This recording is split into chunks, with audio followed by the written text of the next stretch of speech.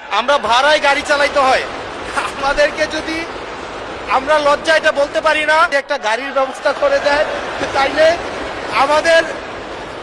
আমাদের জন্য একটু সুবিধা হয়। এইটা মাননীয় সদস্য বাদে বাকি সবাই তালে দিছে কিন্তু যে ছোটদেরকে কখনো না বলতে নাই, তাদের আবদারে সবসময় হা বলতে হয়। হাসনাত আব্দুল্লাহ বলে ফেলেছে, সাথে সাথে না না বললে আমি বেশি খুশি হইতাম, বিরোধী দল থেকে কিছু মিষ্টি খাওয়াই দিব, কিন্তু এখানে এসে বাধাগ্রস্ত হয়ে গেছি, পারলাম না, একটা ধাক্কা খাইল। কি আবুল হাসান আব্দুল্লাহ কি কথা বলতেই হবে, বলেন বলেন। আমি সবসময় হচ্ছে বিভিন্ন মানে বিরোধিতার জন্য দাঁড়াই। আজকে থ্যাংক ইউ জানাচ্ছি যে আজকে এই ধরনের একটা সিদ্ধান্ত নিয়েছেন। আমার এই অপোজিশন থেকে আপনাদের সবাইকে থ্যাংক ইউ জানাচ্ছি যে একটা বসার অন্তত জায়গা হয়েছে।